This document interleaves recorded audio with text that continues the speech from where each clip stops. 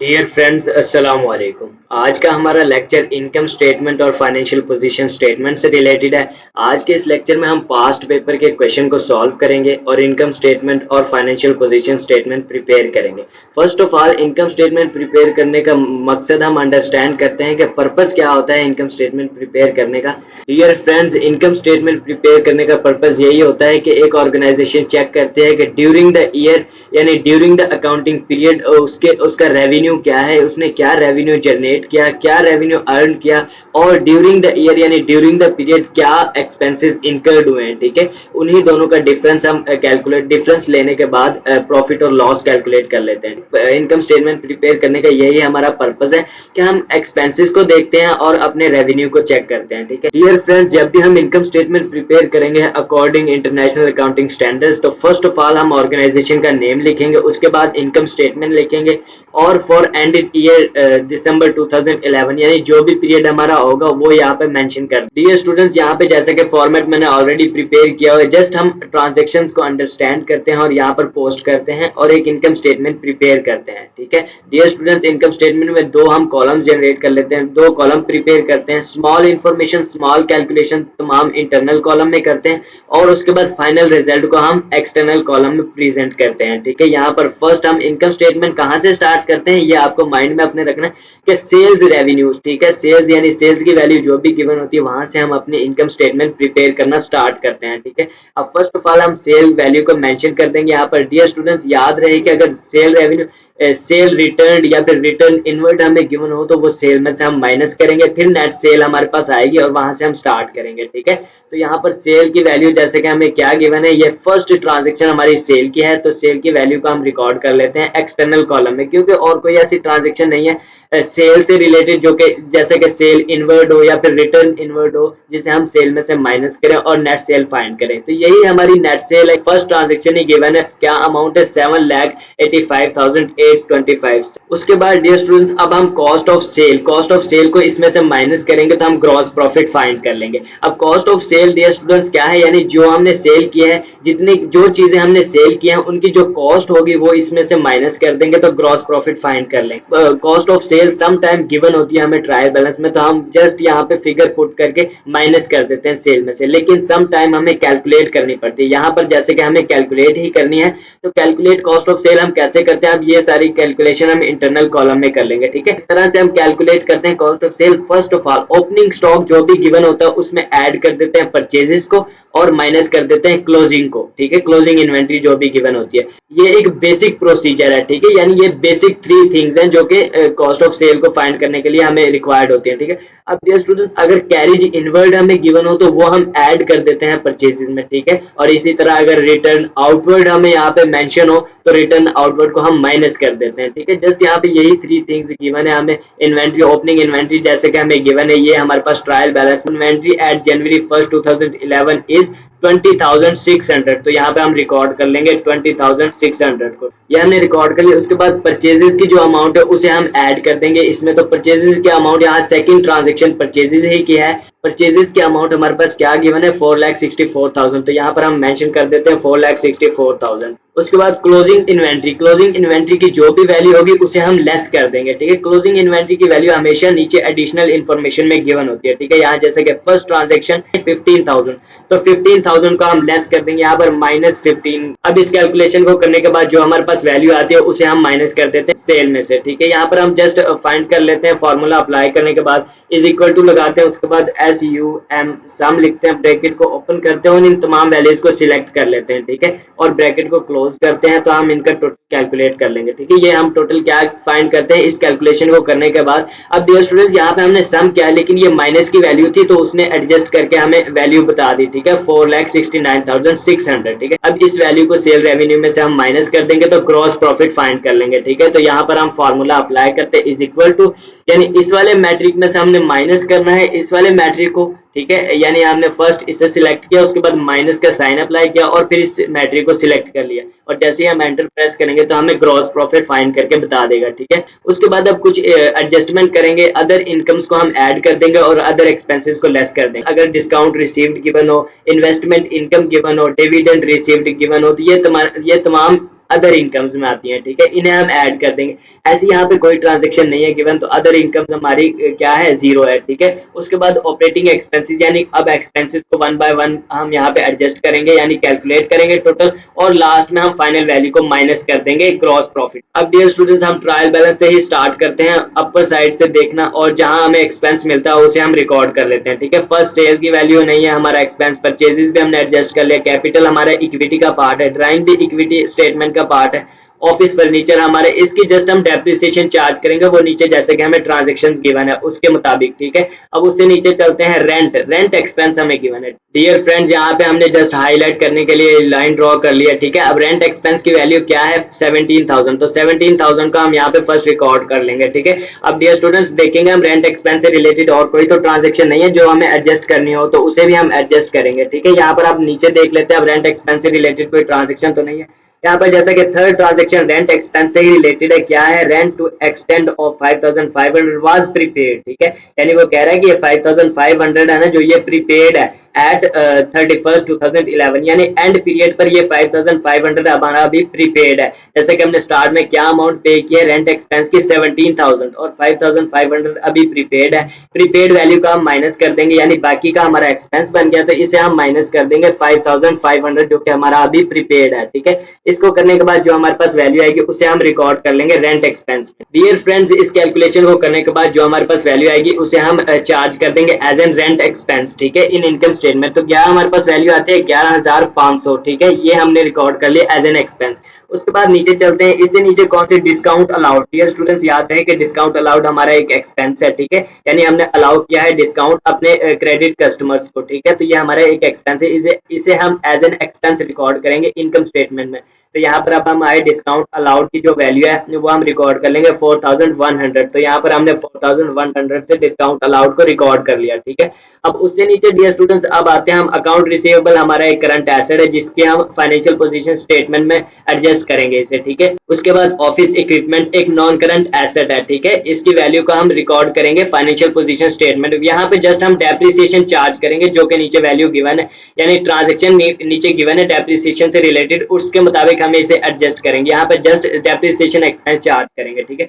उससे नीचे आते हैं हम डियर स्टूडेंट्स अकाउंट पेबल भी हमारा करंट लायबिलिटी है जो कि फाइनेंशियल पोजीशन स्टेटमेंट में हम रिकॉर्ड करेंगे। उसके बाद वेजेस एंड सैलरीज हमारा एक एक्सपेंस है, ठीक है, यहाँ पर अब हम वेजेस एंड सैलरीज में आते हैं। यहाँ पर अब हम रिकॉर्ड कर लेते हैं वेजेस एंड सैलरीज को। वेजेस एंड सैलरीज की क्या अमाउंट हमें गिवन है ट्रायल बैलेंस में वो हम यहाँ पे रिकॉर्ड कर लेते हैं 1,57,000, ठीक है। अब हम देखते हैं नीचे वेजेस एंड सैलरी से रिलेटेड कोई ट्रांजेक्शन तो नहीं हमें गिवन जो हमें एडजस्ट करनी हो। यहाँ पर जैसे कि एडिशनल इन्फॉर्मेशन में सेकंड ट्रांजेक्शन गिवन है, क्या है, wages and salaries payable on December 31st 2011 is 2,500, यानी वो कह रहा है कि वेजेस एंड सैलरीज हमारे पेएबल है यानी एक्रूड है, ये भी हमारे इनकर हो गए एक्सपेंस 2,500 रुपए जो कि अभी पेएबल है 31 दिसंबर 2011 पर, तो इसे भी हम ऐड कर देंगे, ये भी हमारा एक्सपेंस बन गया, ठीक है।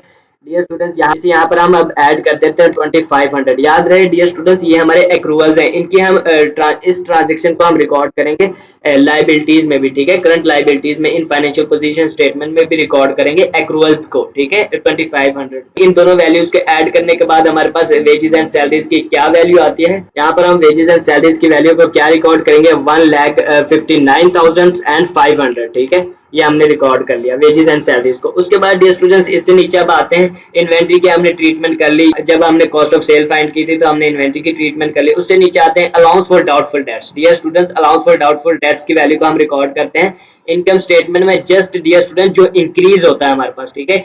डियर स्टूडेंट्स अब अलाउंस फॉर डाउटफुल डेट्स के हम नीचे देखते हैं कोई ट्रांजेक्शन हमें गिवन है तो उसे एडजस्ट करते हैं। डियर स्टूडेंट्स यहाँ पे 5 ट्रांजेक्शन क्या है, allowance for doubtful debts is to be increased to 3,025। Dear students याद रहे कि इनकम स्टेटमेंट में हम अलाउंस फॉर डाउटफुल डेट्स की सिर्फ इंक्रीज्ड वैल्यू को रिकॉर्ड करते हैं, ठीक है, एज एन एक्सपेंस। तो यहाँ पर जैसे कि टोटल वैल्यू हमें गिवन होती है, नीचे ट्रांजेक्शन में हमें टोटल वैल्यू गिवन है, यानी पीरियड के लास्ट पर क्या वैल्यू गिवन है अलाउंस फॉर डाउटफुल डेट्स की 3,025। अब हम देखेंगे ऊपर अगर ट्रायल बैलेंस में कोई वैल्यू हमें गिवन होगी अलाउंस फॉर डाउटफुल डेट्स की तो उसे हम माइनस कर देंगे इसमें से। यहाँ पर जैसे कि गिवन है 2,025, अब 3,025 में से माइनस कर देंगे 2,025 5 ये हमने माइनस कर दिया। अब जो वैल्यू इसके बाद आएगी उसे हम रिकॉर्ड कर लेंगे इन इनकम स्टेटमेंट में एज एन एक्सपेंस। तो 1000 की वैल्यू आती है, इसे हम रिकॉर्ड कर लेंगे। ठीक, उसके बाद नेक्स्ट ट्रांजेक्शन क्या है, मिसलेनियस एक्सपेंसेस 3075। ठीक है, अब देखेंगे हम मिसलेनियस एक्सपेंसेस से रिलेटेड कोई ट्रांजेक्शन अगर गिवन है तो उसे भी एडजस्ट करेंगे। यहाँ पर जैसा कि फोर्थ ट्रांजेक्शन क्या है, accrued miscellaneous expenses on December 31st 2011 वर 950, यानी ये भी हमारे एक्रूवल्स इनकर हो गए हैं। ठीक है, यानी ये भी हमें अभी पे करने हैं जो कि हमारे अभी पेबल्स हैं 31 दिसंबर 2011 पर। ठीक है, यहाँ पर भी हम अब एडजस्टमेंट करेंगे। फर्स्ट जो हमें ट्रायल बैलेंस में वैल्यू गिवन है उसे रिकॉर्ड कर लेंगे 3075, उसमें हम ऐड कर देंगे जो हमारे नीचे ट्रांजेक्शन में गिवन है मिसलेनियस एक्सपेंसेस के एक्रूवल्स। ठीक है, 950, तो इसे भी हम ऐड कर देंगे। इसके बाद टोटल जो वैल्यू आएगी उसे हम रिकॉर्ड कर लेंगे as an expense in income statement. ठीक है, दोनों को ऐड करने के बाद हमारे पास क्या वैल्यू आती है, 4025। ठीक है, यानी इसे हम चार्ज कर देंगे इन इनकम स्टेटमेंट में। ठीक है, उसके बाद हमारे पास और क्या है, यानी एक्सपेंसेस से रिलेटेड ट्रांजेक्शन नीचे उससे बेडिट्स हमारे पास। बेडिट्स की वैल्यू डियर स्टूडेंट जो भी हमें गिवन होती है ट्रायल बैलेंस में उसे हम इनकम स्टेटमेंट में रिकॉर्ड कर लेते हैं एज एन एक्सपेंस। तो यहाँ पर हम बेडिट की वैल्यू जो भी गिवन है उसे हम रिकॉर्ड कर लेंगे। कितनी वैल्यू हमें गिवन है, 3650, तो यहाँ पर हम लिखेंगे 3650। ठीक है, डेप्रिसिएशन से रिलेटेड ट्रांजेक्शन हमारी रह गई। Depreciation expenses for the year as follows. Dear students, office furniture का डेप्रिसिएशन रेट क्या है, 10% ऑफ बुक वैल्यू, यानी बुक वैल्यू जो गिवन है हमें ऑफिस फर्नीचर की उसका 10% लेंगे और यहाँ पे हम चार्ज कर देंगे। अब यहाँ पे डियर स्टूडेंट जैसे कि ऑफिस फर्नीचर की नेट बुक वैल्यू क्या हमें गिवन है 14,500, यहाँ पे हम हाईलाइट कर लेते हैं इसे। ये रही हमारे पास ऑफिस फर्नीचर की वैल्यू 14,500। ठीक है, तो अब यहाँ पर हम 14,500 का 10% ले लेंगे। 14,500 का हम 10% लेंगे, यानी इसे मल्टीप्लाई कर देंगे। हम इसे मल्टीप्लाई कर देंगे 10% रेट के साथ, तो हमारे पास जो वैल्यू आती है उसे हम रिकॉर्ड कर लेंगे एज एन एक्सपेंस। 14,500 का 10% लेंगे तो हमारे पास वैल्यू आती है 1450, तो इसे हम रिकॉर्ड कर लेंगे as an depreciation expense in income statement. ठीक है, उसके बाद डेप्रिसिएशन एक्सपेंस ऑफिस इक्विपमेंट। अब ऑफिस इक्विपमेंट की भी हमें इन्फॉर्मेशन गिवन है कि 20% ऑफ डेप्रिसिएट हो रहा है 20% ऑफ बुक वैल्यू। तो बुक वैल्यू का अब हम 20% लेंगे और उसे इनकम स्टेटमेंट में चार्ज कर देंगे। यहाँ पर जैसे कि बुक वैल्यू क्या गिवन है हमें ऑफिस इक्विपमेंट की, ये 18,750। यहाँ पर अब हमने ऑफिस इक्विपमेंट का डेप्रिसिएशन एक्सपेंस किस तरह फाइंड करेंगे, यानी नेट बुक वैल्यू जो उसकी गिवन है हमें 18,750, उसको मल्टीप्लाई कर देंगे 20% के साथ जो कि हमें रेट गिवन है। ठीक है, और जो वैल्यू आएगी उसे हम चार्ज कर देंगे as an expense in income statement. क्या वैल्यू फाइंड करते हैं, 3750, तो यहाँ पर हम रिकॉर्ड कर लेंगे 3750। ठीक है, ये हमने डेप्रिसिएशन एक्सपेंस रिकॉर्ड कर लिया ऑफिस इक्विपमेंट का। ठीक है, अब और हमारे पास कोई ऐसा एक्सपेंस नहीं है। वन बाय वन हम एक दफा देख लेते हैं कि कोई ऐसा एक्सपेंस रह तो नहीं गया जो हमने रिकॉर्ड ना किया हो। तो यहाँ पर सेल्स भी हो गया, परचेजेस भी, कैपिटल ड्राइंग ये इक्विटी के पार्ट हैं, और ऑफिस फर्नीचर की जो डेप्रिसिएशन चार्ज करनी थी वो भी हमने कर ली। रेंट एक्सपेंस की एडजस्टमेंट कर ली, डिस्काउंट अलाउड को रिकॉर्ड कर लिया, ये भी हमारा नहीं है, ये भी हमारा पार्ट नहीं है, इसकी डेप्रिसिएशन हमने चार्ज करनी थी वो हमने कर ली। उसके बाद अकाउंट पेबल भी हमारा करंट लायबिलिटी है, वो भी यहाँ पे रिकॉर्ड नहीं करेंगे। ठीक है, वेजेस एंड सैलरीज को हमने एडजस्ट कर लिया, इन्वेंट्री को एडजस्ट कर लिया, अलाउंस फॉर डाउटफुल डेट्स को एडजस्ट कर लिया, मिसलेनियस एक्सपेंसेस को एडजस्ट कर लिया, बेडिट्स रिटर्न ऑफ को हमने एडजस्ट कर लिया, कैश एट बैंक हमारा करंट एसेट है, कैश इन हैंड हमारा करंट एसेट है। डियर स्टूडेंट्स, उसके बाद हमारे पास कोई ऐसा एक्सपेंस नहीं है जिसकी ट्रीटमेंट हमें इनकम स्टेटमेंट में करनी हो।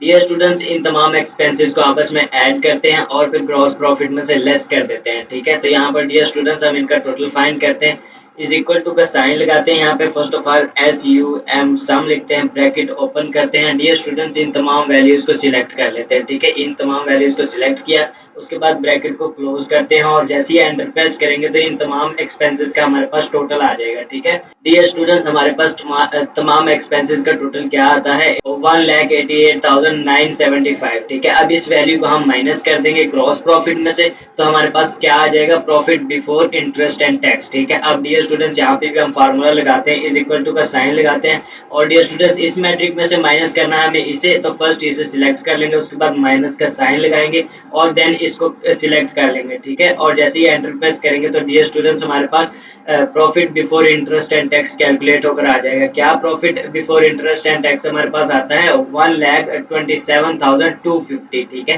डियर स्टूडेंट्स, उसके बाद अगर हम कोई ट्रांजैक्शन इंटरेस्ट की पे कर रहे हैं तो वो हम इसमें से माइनस कर देंगे। ठीक है, यहाँ यहाँ पर जैसे कि ऐसी कोई ट्रांजैक्शन नहीं है जो हम इंटरेस्ट की पे कर रहे हैं, तो डियर स्टूडेंट्स जीरो इंटरेस्ट हम पे कर रहे हैं। उसके बाद कोई अगर टैक्सेस वगैरह की अमाउंट हम पे करते हैं और यहाँ पे हमें ट्रांजैक्शन गिवन होती है टैक्सेस वगैरह की, टैक्सेस से रिलेटेड, तो वो भी हम यहाँ पे एडजस्ट कर लेते हैं, वो भी माइनस कर देते हैं, ठीक है। टैक्सेस के अमाउंट को भी हम यहाँ पे माइनस कर देते हैं, ठीक है, यहाँ पे माइनस कर देते हैं, ठीक है। यहाँ पर जैसे कि इंटरेस्ट भी हम जीरो पे कर रहे हैं और टैक्सेस भी जीरो पे कर रहे हैं, तो हमारे पास नेट प्रॉफिट क्या होगा डियर स्टूडेंट्स, यही सेम हमारे पास नेट प्रॉफिट होगा। यहाँ पर हम मेंशन कर देते हैं 1,27,250, ठीक है। डियर फ्रेंड्स, राशि ट्रेडर्स क्या प्रॉफिट अर्न करती है इस साल, 1,27,250, ठीक है। डियर स्टूडेंट्स, अब हम फाइनेंशियल पोजीशन स्टेटमेंट प्रिपेयर करते हैं। Dear students, according to international accounting standard, जब भी हम फाइनेंशियल पोजीशन स्टेटमेंट प्रिपेयर करते हैं तो फर्स्ट ऑफ ऑल हम ऑर्गेनाइजेशन का नेम लिख देते हैं, ठीक है। उसके बाद फाइनेंशियल पोजीशन स्टेटमेंट या फिर बैलेंस शीट भी हम यहाँ पे लिख सकते हैं, ठीक है। इसी तरह हम इनकम स्टेटमेंट में इनकम स्टेटमेंट या फिर प्रॉफिट एंड लॉस स्टेटमेंट भी लिख सकते हैं, ठीक है।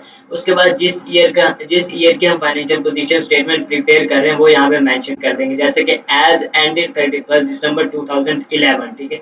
अब dear students, financial position statement कहाँ से स्टार्ट करेंगे, एसेट्स वैल्यू से, ठीक है। फर्स्ट ऑफ ऑल हम नॉन करंट एसेट्स को यहाँ पे लिखेंगे, ठीक है। Non current asset dear students, अब यहाँ पर हम देखेंगे कौन कौन से हमारे नॉन करंट एसेट हमें गिवन है जो कि ट्रायल बैलेंस में गिवन है, ठीक है। Dear student, non current asset और करंट एसेट में क्या डिफरेंस होता है, नॉन करंट एसेट वो एसेट होते हैं जिनकी useful life more than one accounting period हो, वो हमारे नॉन करंट एसेट कहलाते हैं। और डियर स्टूडेंट, जिनकी लाइफ वन अकाउंटिंग पीरियड हो, जो एक अकाउंटिंग पीरियड के अंदर अंदर इस्तेमाल हो जाए, वो सारे करंट एसेट कहलाते हैं। यहाँ नॉन करंट एसेट हमारे पास दो ही गिवन है, एक ऑफिस फर्नीचर और एक ऑफिस इक्विपमेंट, ठीक है। अब यहाँ पर हम नेट बुक वैल्यू को हमेशा रिकॉर्ड करते हैं और नेट बुक वैल्यू हम कैसे फाइंड करते हैं, cost minus accumulated depreciation is equal to net book value, ठीक है। डियर स्टूडेंट्स, अब हम ऑफिस फर्नीचर जो कि हमारे पास नॉन करंट एसेट गिवन है, ट्रायल बैलेंस में गिवन है, इसकी नेट बुक वैल्यू वो फर्स्ट हम मेंशन करते हैं, उसमें से डेप्रिसिएशन जो हमने इस साल चार्ज किया उसे माइनस कर देंगे। डियर स्टूडेंट्स, यहाँ पे नेट बुक वैल्यू क्या है, ऑफिस फर्नीचर की हमारे पास 14,500, ठीक है।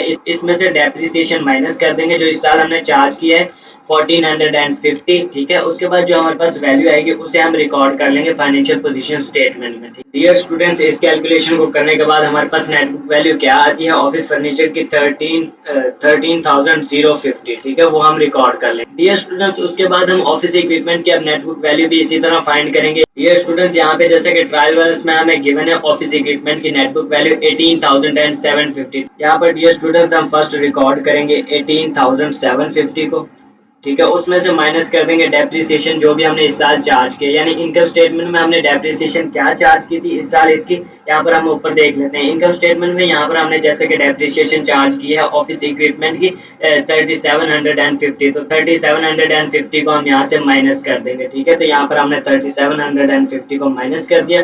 उसके बाद जो हमारे पास नेट बुक वैल्यू आएगी उसे हम रिकॉर्ड कर लेंगे यहाँ पर, ठीक है।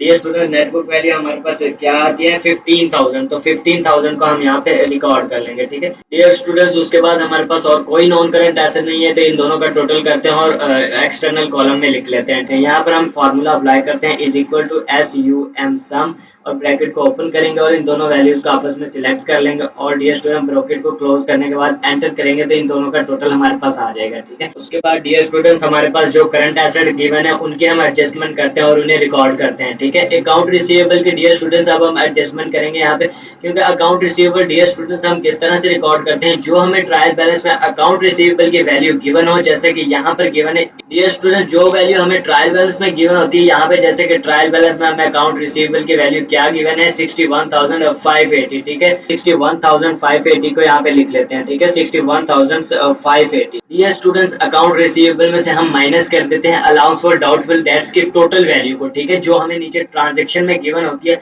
यानी टोटल अमाउंट जो होती है उसे हम माइनस कर देते हैं फाइनेंशियल पोजीशन स्टेटमेंट में। इनकम स्टेटमेंट में तो हम सिर्फ क्या करते हैं, अलाउंस फॉर डाउटफुल डेट्स की वैल्यू को एज एन एक्सपेंस चार्ज करते हैं, सिर्फ जो इंक्रीज होता है, जितने से इंक्रीज होता है वही हम रिकॉर्ड करते हैं वहां पे। यहाँ पर लेकिन ओवरऑल जो अमाउंट होती है हमें अलाउंस फॉर डाउटफुल डेट्स की हमारे पास, उसे हम यहाँ से माइनस कर देते हैं। यहाँ पर जैसे कि transaction fifth transaction allowance for doubtful debts is to be increase to 3,025, ठीक है। ये यानी सारी अमाउंट, इस पूरी की पूरी अमाउंट को हम माइनस कर देंगे अकाउंट रिसीवेबल में से।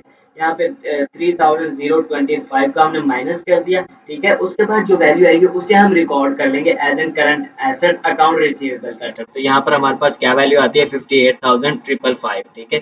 डियर स्टूडेंट्स, उसके बाद अब हम देखेंगे कि करंट एसेट और हमारा कौन सा गिवन है ट्रायल बैलेंस में। यहाँ पर नीचे आते हैं तो ऑफिस इक्विपमेंट जो कि नॉन करंट एसेट था वो हमने रिकॉर्ड कर लिया। उसके बाद अकाउंट्स पेबल हमारी करंट लाइबिलिटी है, इसे नीचे लाइबिलिटीज में रिकॉर्ड करेंगे। ठीक है, वेजेस एंड सैलरीज हमारा एक्सपेंस है जो कि इनकम स्टेटमेंट में रिकॉर्ड कर लिया। इन्वेंट्री भी हमने रिकॉर्ड कर ली इनकम स्टेटमेंट में। ठीक है, जब हमने कॉस्ट ऑफ सेल फाइंड की थी। तो उसके बाद अलाउंस फॉर डाउटफुल डेट्स की एडजस्टमेंट हमने कर ली। मिसलेनियस एक्सपेंसेस हमारा एक्सपेंस है जो कि इनकम स्टेटमेंट में हमने रिकॉर्ड किया। उसके बाद bad debts return of income statement में हमने रिकॉर्ड किए क्योंकि ये हमारा एक एक्सपेंस है। ठीक है, उसके बाद कैश एट बैंक हमारा एक करंट एसेट है। ठीक है, इसे हम करंट एसेट्स में रिकॉर्ड करेंगे इन फाइनेंशियल पोजीशन स्टेटमेंट में।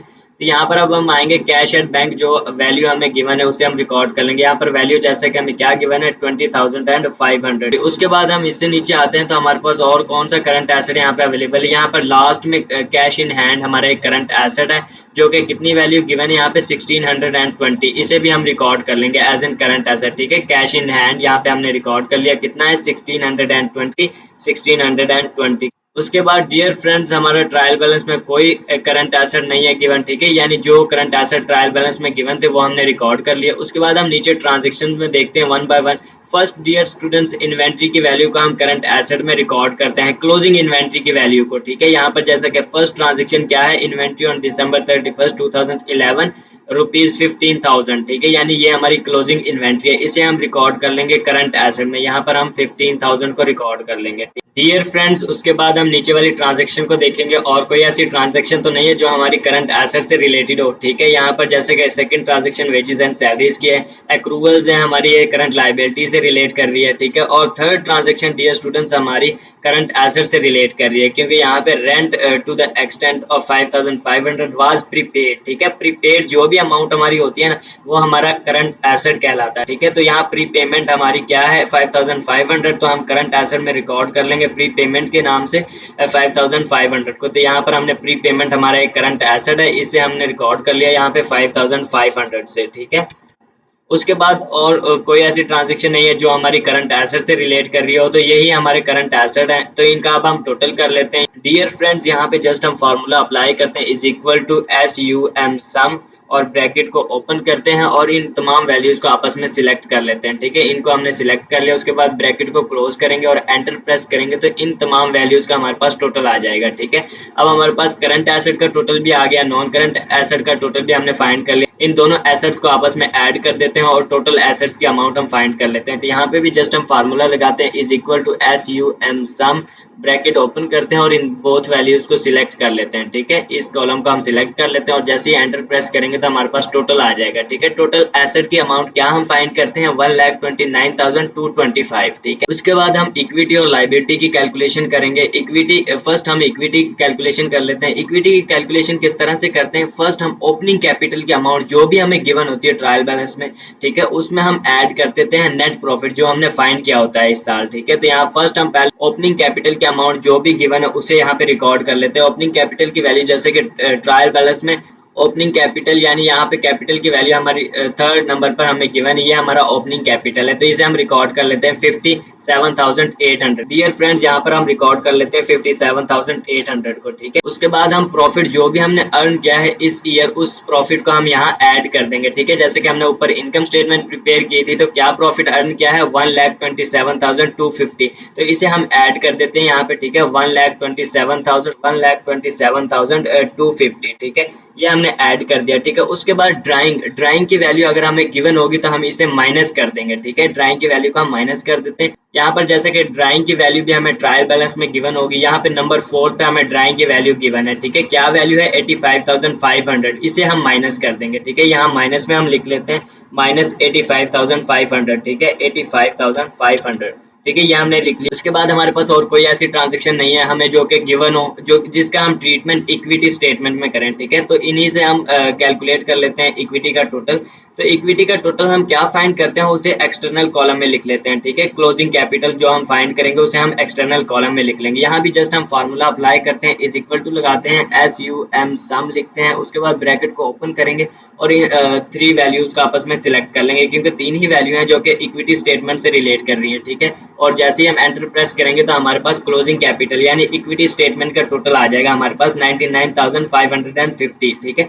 उसके बाद हम लाइबिलिटीज का टोटल कैलकुलेट करेंगे। नॉन करंट लाइबिलिटीज जैसे कि ट्रायल बैलेंस में कोई हमारे पास गिवन नहीं है, ठीक है, जीरो लाइबिलिटीज है, ठीक है, हमारे पास नॉन करंट लाइबिलिटीज जीरो है।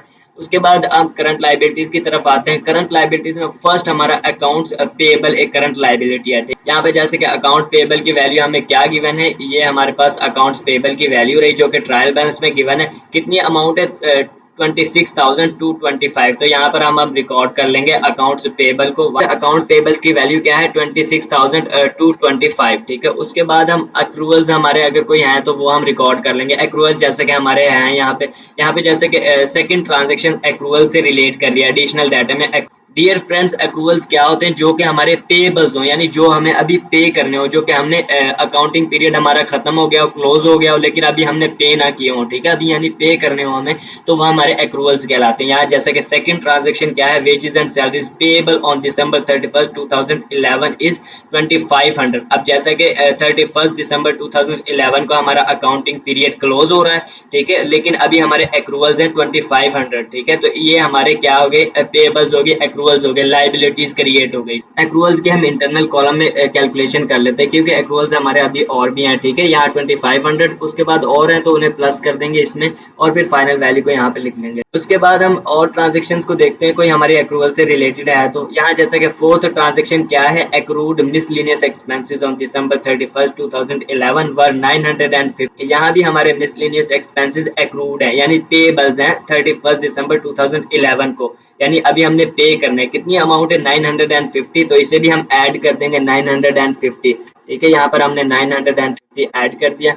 डियर फ्रेंड्स, इन बोथ वैल्यूज को हम आपस में ऐड कर देंगे तो हमारे पास टोटल एक्रूवल्स की अमाउंट क्या आती है, 3450, ठीक है। इसे हम रिकॉर्ड कर लेंगे, ठीक है। डियर फ्रेंड्स, हमारे पास और कोई लाइबिलिटी नहीं है जिसको हम रिकॉर्ड करें, यानी ऑल लाइबिलिटीज एंड एसेट्स को हमने रिकॉर्ड कर लिया। अब उसके बाद हम टोटल कैलकुलेट करते हैं इन दोनों लाइबिलिटीज यानी current liabilities, non current liabilities तो हमारे पास जीरो है, तो करंट लाइबिलिटीज का टोटल कर लेते हैं। यहाँ पे जस्ट हम फार्मूला लगाते हैं, is equal to SUM sum, bracket open करेंगे और इन बोथ मैट्रिक को आपस में सिलेक्ट कर लेंगे, ठीक है। सिलेक्ट करने के बाद ब्रैकेट क्लोज करते हैं और एंटर प्रेस करेंगे तो हमारे पास टोटल करंट लाइबिलिटीज आ जाएंगी, ठीक है। अब डियर फ्रेंड्स, जैसे कि नॉन करंट लाइबिलिटीज तो हमारी जीरो है, यानी यही अमाउंट हम ऐड कर देंगे इक्विटी स्टेटमेंट में, क्लोजिंग कैपिटल में, तो हमारा टोटल आ जाएगा। Total equity and liabilities find कर लेंगे। डियर फ्रेंड्स, याद रहे कि टोटल इक्विटी एंड लाइबिलिटीज का जो हम टोटल फाइंड करेंगे वो हमारा इक्वल होना चाहिए एसेट्स की अमाउंट के, ठीक है, तभी हमारी फाइनेंशियल पोजीशन स्टेटमेंट ठीक होगी, ठीक है। अदरवाइज कोई ना कोई हमने मिस्टेक की होगी। तो यहाँ पर जस्ट हम कैलकुलेट करते हैं, इक्वल का साइन लगाते हैं,